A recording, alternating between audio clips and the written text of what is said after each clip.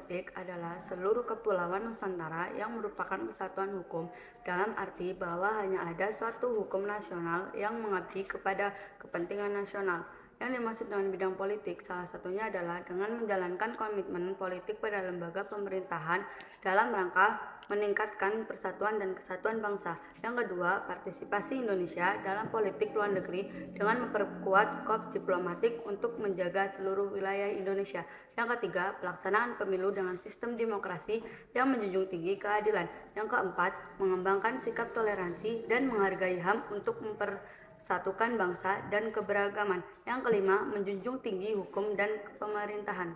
Dan berikut ini adalah beberapa contoh-contoh korupsi. Informasi pertama, Saudara Wakil Presiden Udiono saat ini berada di gedung Komisi Pemberantasan Kasus Korupsi PT Asuransi Sosial. KPK ini menahan mantan Direktur Utama PT Pelindo II. Kejaksaan Agung memeriksa 6 orang saksi terkait Kasus korupsi yang pertama terjadi pada kasus Pelindo II, di mana kasus korupsi proyek pengadaan 3 kuai kontainer kren di PT Pelindo II menyeret nama mantan Direktur Utama PT Pelindo, yaitu Edi Lino, yang resmi ditahan KPK pada Jumat 26 Maret 2021 setelah berhasil mengantongi audit kerugian negara dalam kasus tersebut.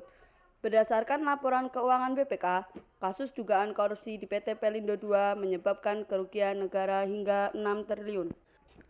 Yang kedua, ada kasus Bank Senturi, di mana negara mengalami kerugian sebesar 7 triliun atas kasus Bank Senturi. Pemberian fasilitas pendanaan jangka pendek ke Bank Senturi telah menyebabkan kerugian negara sebesar.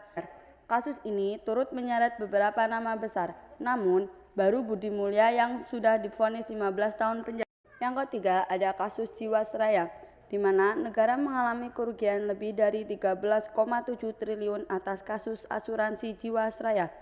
Pengadilan Tipikor DKI Jakarta telah menjatuhkan vonis penjara seumur hidup kepada 6 terdakwa kasus ini. Yang keempat, ada kasus Asabri, di mana BPK mengumumkan kerugian negara dalam tindak pidana korupsi di PT Asabri mencapai 22,78 triliun.